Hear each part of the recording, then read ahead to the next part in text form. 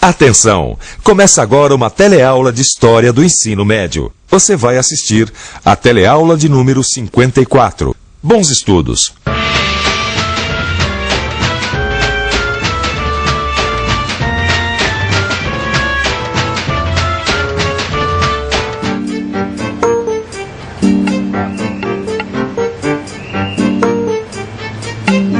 Como você viu na última teleaula, a década de 20 trouxe grandes mudanças para o panorama cultural brasileiro, principalmente depois da Semana de Arte de 22, que aconteceu exatamente aqui no Teatro Municipal de São Paulo. Mas não foi só a cultura brasileira que estava passando por grandes transformações. Politicamente, o país também começava a mudar. Quais foram essas mudanças e que consequências elas trouxeram para a nossa história são os temas desta teleaula. Você vai ver de que forma a eleição presidencial de 22 trouxe à tona a crise do pacto oligárquico. De que maneira os militares voltaram à cena política e como isso tudo resultou na Revolução de 30.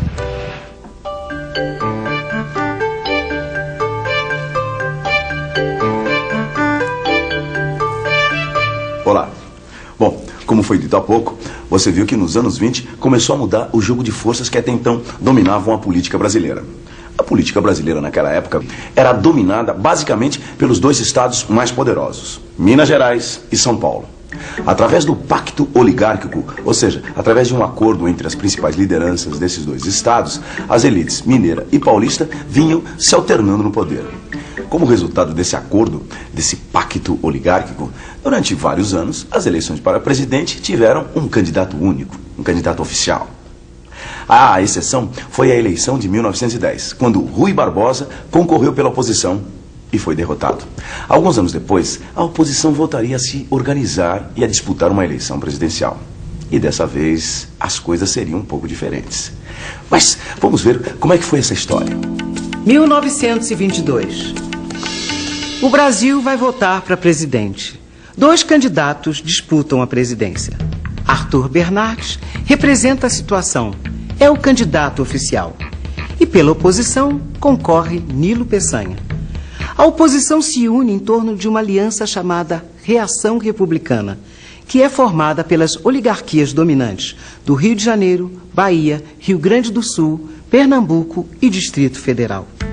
Com essa eleição, pela primeira vez, os conflitos regionais entre as oligarquias se tornam públicos. Ou seja, a eleição de 22 revela um confronto entre os grandes estados e os estados de segunda grandeza.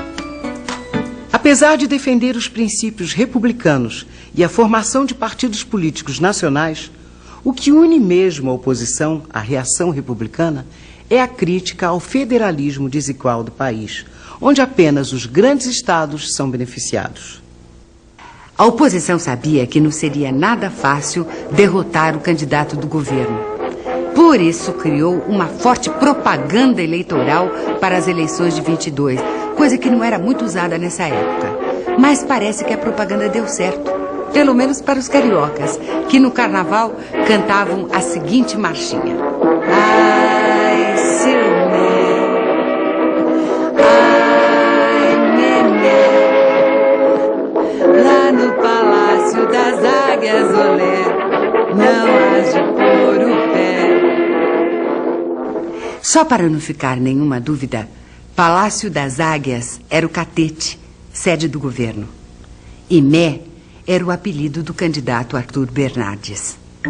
Apesar das marchinhas e da propaganda eleitoral, Arthur Bernardes, o candidato oficial, ganhou a eleição. Só que, ao contrário do que sempre aconteceu durante toda a República Velha, a oposição não aceitou a derrota e aproveitou para fazer uma campanha para manter a mobilização com seus aliados e estimular a insatisfação militar. Depois de estarem no centro do poder na primeira década da República, os militares foram pouco a pouco perdendo espaço e prestígio, ficando cada vez mais distantes do jogo político. Essa situação não estava agradando muito aos militares, que, é claro, queriam continuar participando das decisões políticas.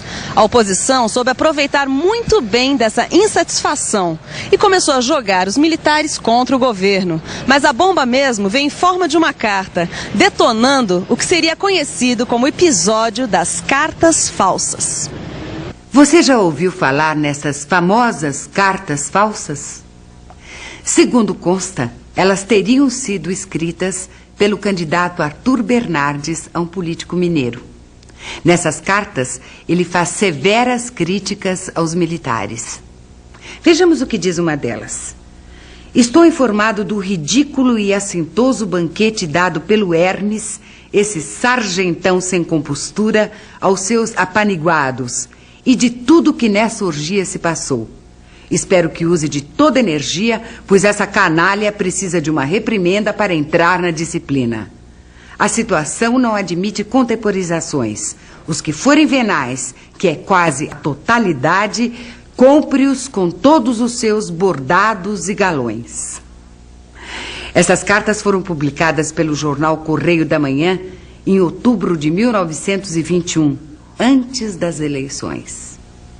Falsas ou não, o fato é que elas acabaram criando uma indisposição completa entre os militares e o candidato da situação. Arthur Bernardes ganhou a eleição de 22.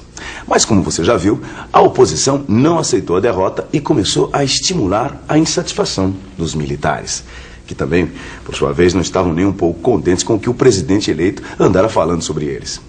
Esse estímulo era o que faltava para explodir uma revolta militar. E foi justamente o que aconteceu. Em julho de 1922, acontece a primeira revolta, dando início ao movimento que ficou conhecido como tenentismo. E o que foi o tenentismo? Bem, presente no cenário político brasileiro durante toda a década de 20, o tenentismo pode ser resumido como um conjunto de movimentos militares liderados pelos jovens oficiais das Forças Armadas, os chamados tenentes, que queriam moralizar os costumes políticos. O tenentismo defendia o voto secreto e a criação de um Estado centralizado, que pudesse, por sua vez, modernizar o país.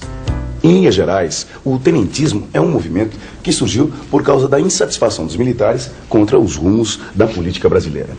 Mas o primeiro levante tenentista fracassou e foi derrotado pelas forças do governo, que aproveitam o episódio e decretam o estado de sítio.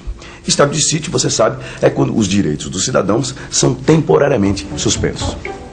E foi nesse clima de estado de sítio que Arthur Bernardes assumiu a presidência do Brasil. Uma presidência marcada pela repressão e pela perseguição a todos aqueles que haviam se oposto à sua candidatura.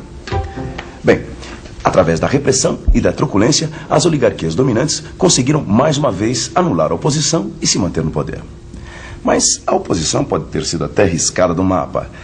Mas a insatisfação dos militares continuava e o governo não conseguia acabar com os levantes tenentistas. 1924. A coluna Prestes inicia sua marcha contra o governo de Arthur Bernardes. Formada por militares gaúchos e paulistas, a coluna Prestes percorre a pé 30 mil quilômetros através de 3 estados com o objetivo de levar uma mensagem revolucionária para todo o país. Depois de vencer grande parte das batalhas que travou, a coluna Prestes acaba se refugiando na Bolívia, onde depôs as armas. Apesar dos levantes tenentistas, Arthur Bernardes consegue fazer seu sucessor mais uma vez numa eleição sem concorrente. O sucessor foi o representante paulista Washington Luiz, que assume a presidência do Brasil. Ao contrário de Arthur Bernardes, que assumiu 4 anos antes, em pleno estado de sítio, Washington Luiz assume num clima de estabilidade política e econômica. A impressão que se tinha era de que as oligarquias dominantes tinham novamente conseguido se entender e que os conflitos estavam resolvidos. Mas não foi bem isso que se viu 4 anos mais tarde, na sucessão do presidente Washington Luiz. O que aconteceu foi que Washington Luiz indicou para seu sucessor o paulista Júlio Prestes. Uma escolha que não deixou os mineiros nada contentes.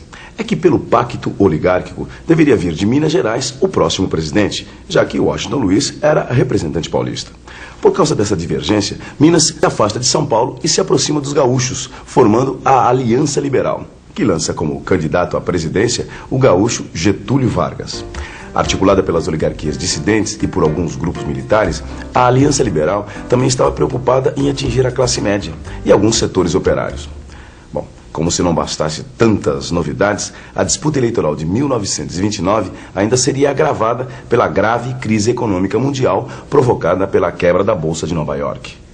Mas, Vicente, se foi a Bolsa de Nova York que quebrou, por que sobrou pro Brasil? Não, mas não sobrou só pro Brasil, não, Gil. Sobrou pra todo mundo. Não, peraí, eu continuo sem entender. Gil, pensa um pouco.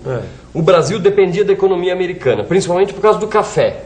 Agora imagina, se os Estados Unidos param de comprar, o que vai acontecer com o café brasileiro? Tá certo, se não tem pra quem vender. Agora, não foi só o café do Brasil que sentiu a quebra da Bolsa de Nova York.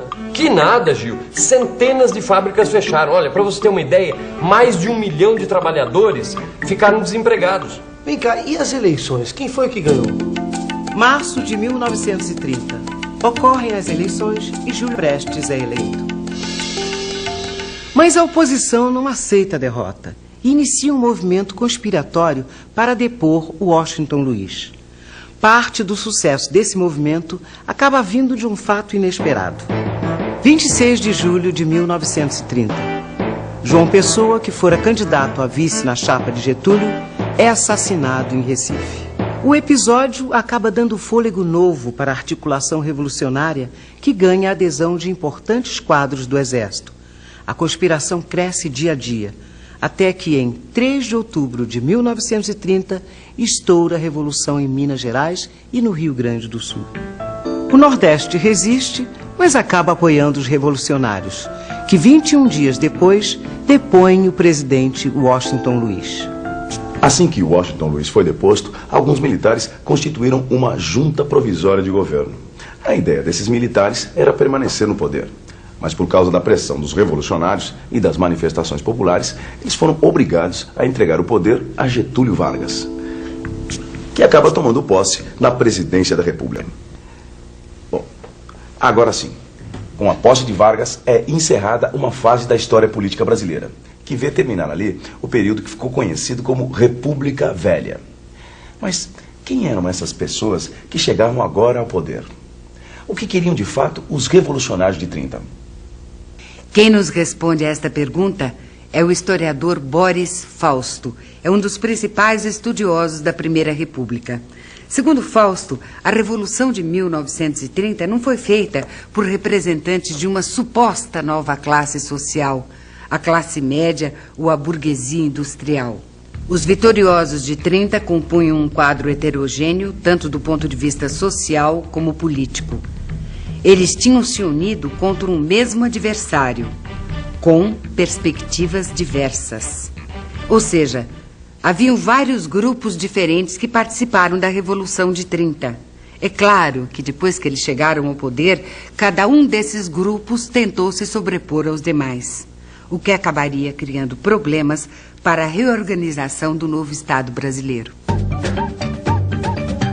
E atenção, se liga aí que é hora da revisão.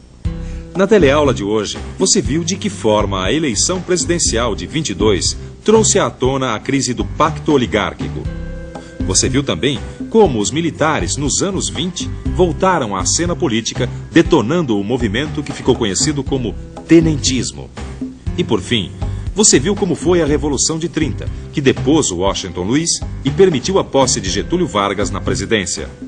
Realmente, como você viu nessas duas últimas teleaulas, os anos 20 modificaram bastante o panorama brasileiro, tanto na área cultural quanto política. Mas será que o Brasil mudou de forma?